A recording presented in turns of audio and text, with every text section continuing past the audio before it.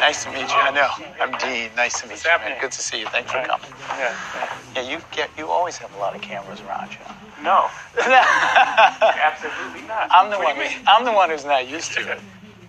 Have a seat. Thanks for coming, too. First, welcome. Thank you. It's great to have you here. Thank you. The things I want to talk to you about, I want to talk to you a little bit about race, your music some, too. I thought the song Talking to OJ was particularly powerful. I took the message as you can be rich, you can be poor, you're still black.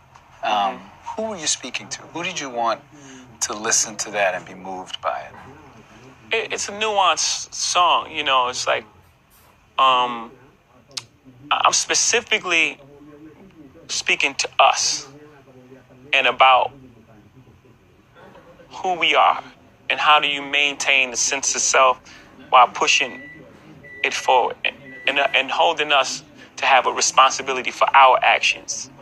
Because in America, it is what it is. And there's a solution for us. If we had a power base together, it would have much different conversation than me having a conversation by myself, trying to change America by myself. If I come with 40 million people, it's a different conversation, right? It's just how it works. I can affect change and get whomever in office because this many people, we're all on the same page, right? So as a conversation, it's like, I'm not rich, I'm OJ. For us to get in that space and then disconnect from the culture, that's how it starts. This is what happens. And then you know what happened? You're on your own. And you see how that turned out. Okay. That's why That's the line. Yeah, the pregnant pause. It's like, okay.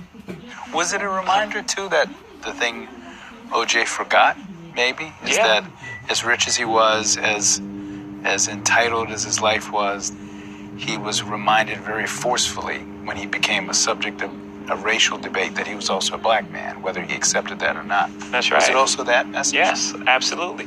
And for us, like I'm saying, to speak to that point is, don't forget that, because that's really not the goal. The goal is not to be successful and famous. That's not the goal. The goal is, if you have a specific God-given ability, is to live your life out through that. One.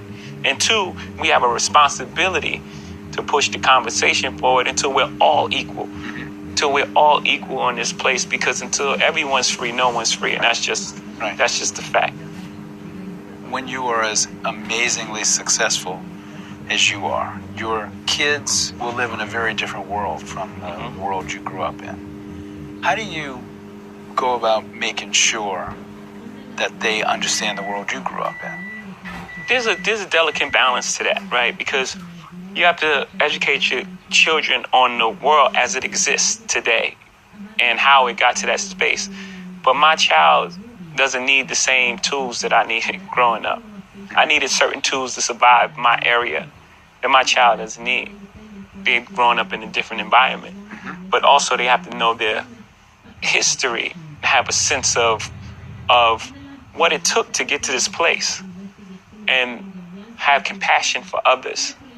The most important thing, I think, out of all this is to teach compassion and to identify with everyone's struggle and to know these people made these sacrifices for us to be where we are and to push that forward for us. I believe that's the most important thing to show them, because they don't have to know things that I knew growing up, like being tough. Like, do you worry at all that as much as you will teach them history and as much as you yourself is seen as an important figure among black people in America, that there's something they'll be missing? Or do you think that's silly, in fact, that we have so many advantages that's like too negative a way of approaching? Exactly. Like they'll be who they are, right? And it's just certain tools that you would hope for your child to have. You know, like, again, fairness and compassion and like empathy and a loving heart. And those things translate in any environment. Those are the main base things that you want. Well, for me, I would want my child to have, to treat people as they are, no matter who they are, no matter where they sit in the world. Not to like be super nice to someone at a high position or mean to someone who they deem to be below them. I can't buy you love. I can't show it to you. I can show you affection and I can express love, but I can't put it in your hand. Right. I can't put compassion in your hand. I can't show you that. Right. So the most beautiful things are things that are invisible. That's where the important things lie. For me, as a black man of a certain age, when I was a kid, O.J. Simpson was God. I'm 61, so I was a little kid when he was. Do you expect black people and white people and young people and old people to hear different things in your music? I'm sure I heard some things in that song that you may not even have thought of because I'm a different generation. What do you want a young white kid to hear in that song that maybe a young black kid would not hear? That's a great question. I think when you make music, you want people to hear it and hear different things, and then you want it to start a dialogue, because that's how we get to understanding. Excuse me. Oh, you felt that way about it. This is actually what I meant because this happened and these things happened that led to me saying this specific thing. How did you react when that one line in that song where you referred to Jews and wealth? Some people got upset. Yeah. How did you feel about that? I felt it was really hypocritical. Only because, it's obvious the song is like, you want to be rich, do what people who got rich done. Of course, it's a general statement, right? It's obviously a general statement. Like the video attached to it was a general statement. And if you didn't have a problem with the general statement I made about black people and people eating watermelon and things like that, if that was fine and that line about wealth bothered you, then that's very hypocritical. And that's something within yourself. Because basically I was saying, Michael Jordan, LeBron James is a great basketball player. He trains in the off season. If you want to be great, train in the off season like him. That's basically the statement. And you can't miss the context of the song. You have to be like 5 years old or something. Some people think that the election of Donald Trump has revived the debate of race in America. Yeah. Some people think that, in fact, there's always been racism in America, that it hasn't changed, and that the debate isn't any different, it's just people are paying attention to it. Yeah, there was a great Kanye West line in one of the songs. He said, racism's still alive, they just be concealing it. Take a step back. I think when Donald Sterling got kicked out of the NBA, I thought it was a misstep. Because when you kick someone out, of course he's done wrong, right? But you also send everyone else back in hiding. People talk like that. They talk like that. Let's deal with that. And I wouldn't just leave him alone. I don't have that solution. There should have been some sort of penalties. He could have lost some draft picks. But getting rid of him just made everyone else go back into hiding. And then now we can't have the dialogue. The great thing about Donald Trump being president is now we're forced to have the dialogue. And now we're having the conversation on a large scale. He's provided the platform for us to have the conversation. And you think that's better? That we should be having a conversation? Absolutely. That's why this is happening. Do you think the debate over race in America is happening in a healthy way? Well, an ideal way is to have a president that says, I'm open to the dialogue and fixing this. That's ideal, but it's still happening in a good way, because you can't have a solution until you start dealing with the problem. What you reveal, you heal. Right? If I have a tumor and I ignore it, doesn't mean it goes away. I have to diagnose it first, no matter how it happens. If I get hit with a football and I feel something there, and then I go to the doctor, it still happened. Right. You know what I'm saying? So however it happens, and we just get hit with a lot of football, to use an analogy that goes next to the NFL. If you were owner, you would sign Colin Kaepernick, right? Yeah, I dedicated the story of OJ to him at Meadows concert. Have you met him? No, we just had dialogue over the phone. We told him to get together. Do you have any doubt that if this not had happened, he would be signed by a team? Yeah, of course. Do you think basketball is more politically active than football players? Yeah. And why? Why is that? I think, first of all, it's smaller numbers. There's 12 people on the team. In football, you have 53 people. So it's harder to get 53 people thinking the same thing. It's easier to have a conversation to get 12 people on the same page, for one. Two, they have a great commissioner who's really open and supports them. And you feel that. You feel that, when you have someone behind you that really believe in what's right, it motivates you to do the right thing. I think those two factors show why they're much further along. Yeah. Are there incidents even at this stage in your life? So you're famous, you're rich, you own stuff, where you run into racism that's evident to you, that's easy to recognize at this stage of your life? Yeah. Yes. Yeah. But it mostly comes when you try to challenge the status quo. I'm being quiet and entertaining. Everyone's cool. Man, it's great. You don't feel racism. But when you try to challenge the club, it's like, oh, no, we should have a seat to use the Solange album title. We should have a seat at this table. And then it gets into a space where it's like, wait, you guys are mad at me about the same thing you guys are doing. And it's just, it gets into a weird space. Are you in meetings now in your business life where you're the only black man in the room? Well, when I was doing the Nets, I was definitely the only black guy in the room. And what was that like? Describe that. It's strange, but at the same time, I think that in that room, my celebrity allowed me a voice that probably would have been awkward for someone in my position, being the only black person in the room, to break through. This album sounds to me like a therapy session. It's in a sense. Have you been in therapy? Yeah. First off, how does Jay-Z find a therapist? Not in the phone book, right? No, dude, great friends of mine. Friends of mine who've been through a lot and, come out on the other side as like whole individuals. What was that like, being in therapy? What did you talk about that you had never acknowledged to yourself or talk? I grew so much from the experience. But I think the most important thing I got is that everything is connected. Every emotion is connected and it comes from somewhere. And just being aware of it. Being aware of it in everyday life puts you at such an advantage. You realize that, if someone's racist toward you, it's not even about you. It ain't about you. It's about their upbringing and what happened to them and how they led them to this point. Most bullies bully. It's happened.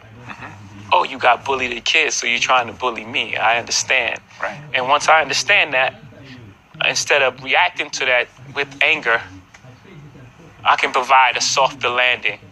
And maybe, oh man, are you okay? I was just saying, there was a lot of fights in our neighborhood that started with, what you looking at? Why you looking at me? You looking at me? And then you realize, you think I see you. You're in the space where you're hurting and you think I see you, so you don't want me to look at you. And you don't want me to see you in such a vulnerable, you don't want me to see your pain. So you put on this shell of this tough person that's really willing to fight me and possibly kill me because I looked at you.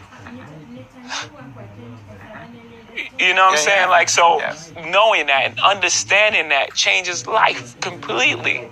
Was that a moment that came from therapy? Yeah, just realizing that, oh my goodness, these young men coming from they're just in pain. But you got to survive. So you go into survival mode. And when you go into survival mode, what happened? You shut down. Right. You shut down all emotions. Right. So even with women, you got shut down emotionally, so you can't connect. And then now all things happen from there. Infidelity. You can't connect because exactly. You can't connect because of the way you feel about yourself, you mean? Yes. In my case, like it's deep. Right. You've bared your soul so much, not only in this album, and I mean, you can sort of see the evolution of a person in your music. Part of me would think, oh my God, I got to talk about my marriage. I got to talk about my mother. I got to talk about my other ancestors. Part of me would think that would make me nuts. Does it make you nuts, or do you feel like the heart of your art and storytelling is to tell the story of your life? That's who I am. And I've done it from the beginning of my career. Two things, one, no one knew the characters, so it wasn't as impactful, and two, it wasn't coming from a place that was as evolved. And it's very difficult. It's hard. It's hard to hear songs back. It's hard to perform songs. But I feel it's the most important work that I've done, and I'm very proud of it. And the effect that it's having on people, and even like the studio sessions, we were having 4-hour conversations after playing one song. I learned so much about people that was around me, just my friends. I learned things about them that I didn't know, that in 20-year relationship just from this one song. So I knew it would have that sort of impact beyond myself. It's my responsibility as an artist to go to these places. Did your wife's own confessional album, which came out first, make it so that you had to be even extra confessional? In other words, it would have been hard after her album, which talked frankly about you guys, to like have an album to come out that would be about frivolous anything. Yeah. It actually started out, we were working on material together, and it became Lemonade. Yeah. She went off and did her thing, and it was like, it just felt like she should go first, and she should share her truths with the world.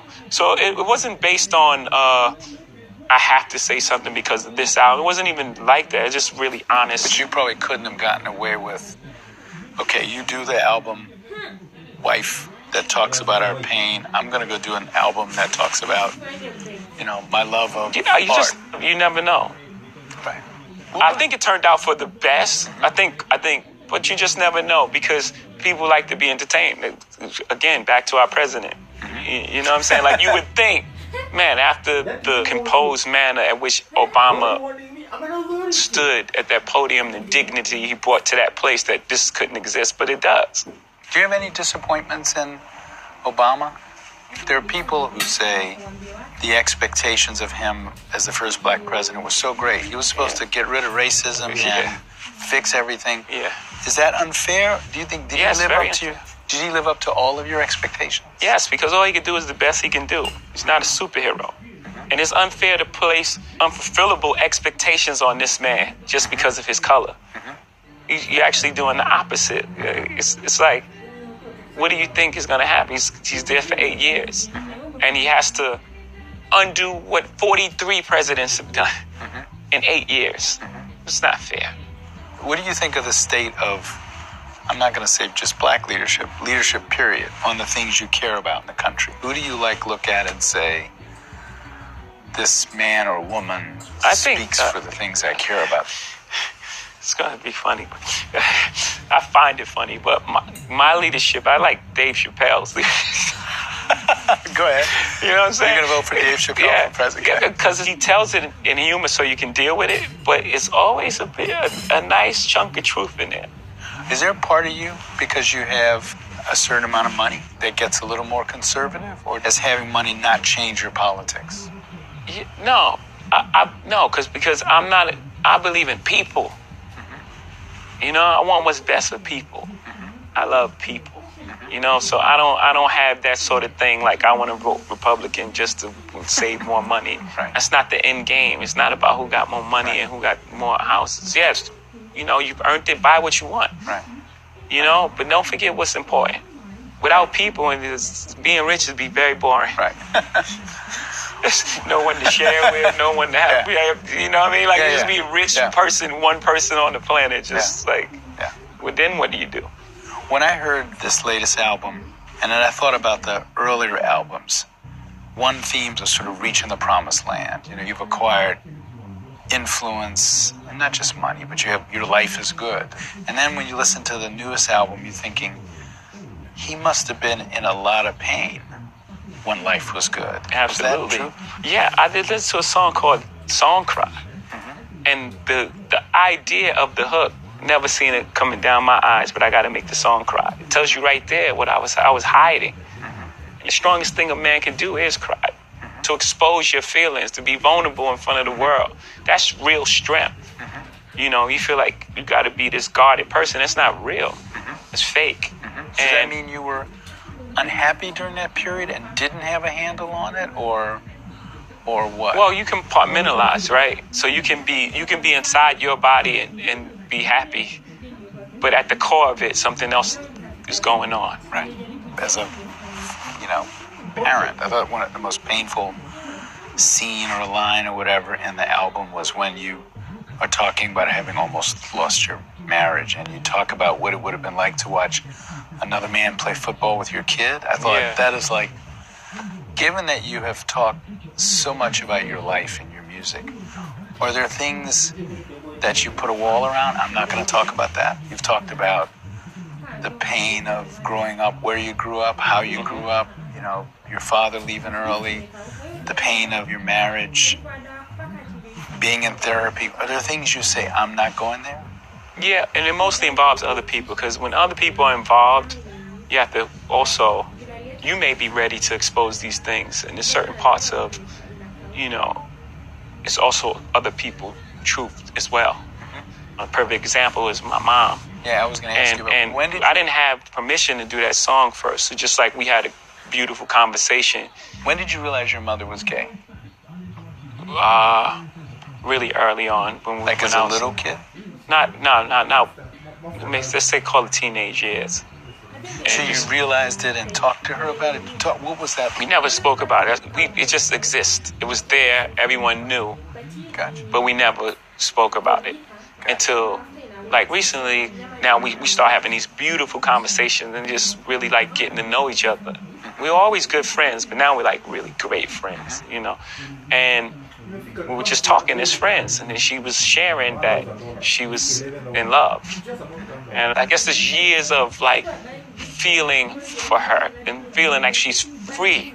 She can be herself. She doesn't have to hide for her kids or be feeling she's embarrassing her kids. It was a much different time then. Don't just think about it. Yeah, of course. You know what I mean? Yeah. She could just live her full life, her whole life, and be her. Will this get harder over time? Like, as a young man, your music was the way a lot of young rappers are. It's like, the violent life. If that's chapter 1 of the autobiography, chapter 2 of the autobiography, I'm oversimplifying this. It's like, now I'm really rich, I have a lot of stuff. Let me tell you how cool that is. And then chapter 3 of the autobiography is, oh my God, I'm like run myself into the ground. What's chapter 3 is, oh my goodness, the most beautiful things are not these objects. The most beautiful things are inside. The most beautiful things are the friendships I have really like golden friendships that, most people don't have. You can have all the watches and paintings in the world. You don't have friends like I have. The friendships I've acquired and the compassion and the person I've become. Like that's what this chapter is, and the conversation with my mom. Those are the real enriching experiences. Will you have the same adventures in your life? Will you have the same stuff to write about? Or maybe you don't know. I think that rap in particular is a young man's sport, that I'll move out of that white hot space. But rap is about the gift of discovery. To be the cool person in school, you have to know the newest music, the newest dance move, have the newest clothing on. So rap is based on that. What's new? I know you know Jay-Z is good, but do you know this song right here that only 4 people heard it? Right.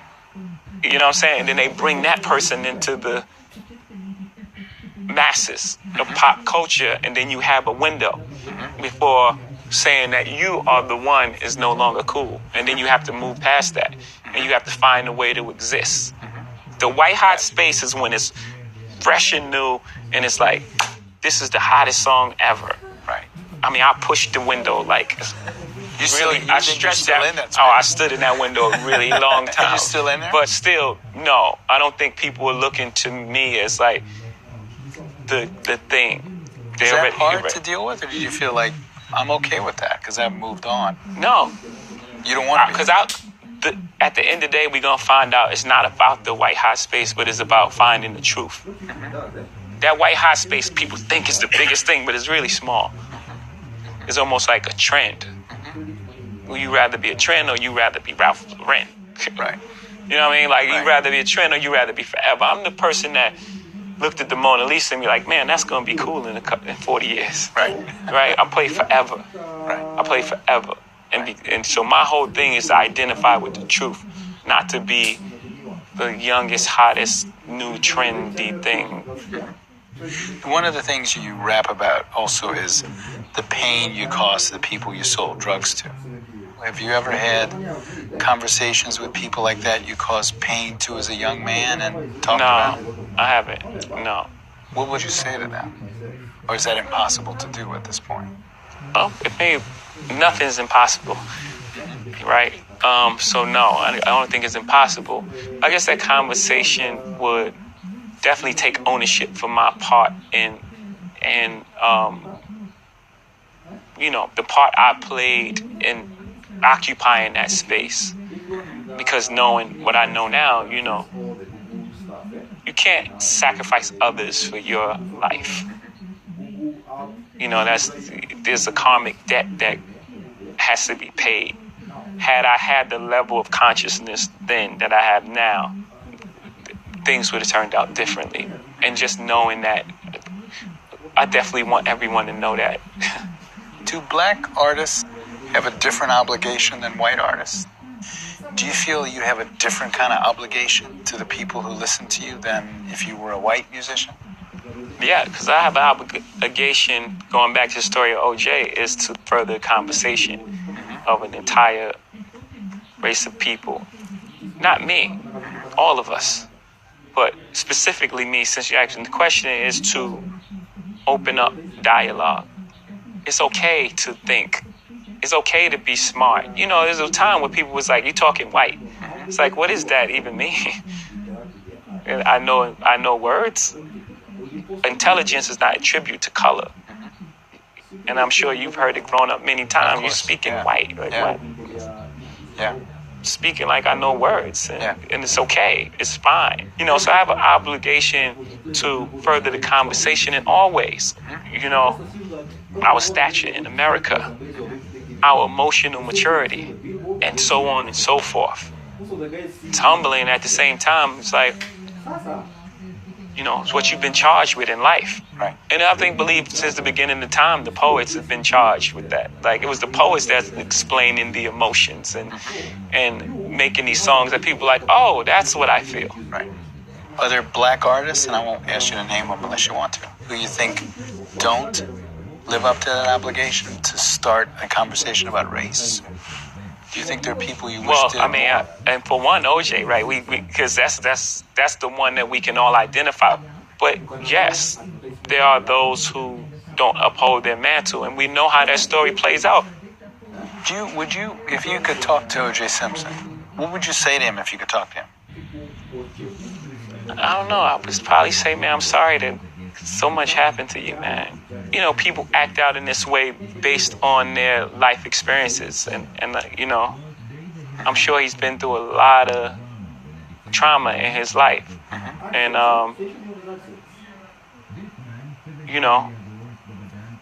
I think that'll start the conversation. Like, did you watch the documentary about him? I watched everyone. So. You did? Yeah, no, I did too. Yeah, it's like 8 of them on at the same time.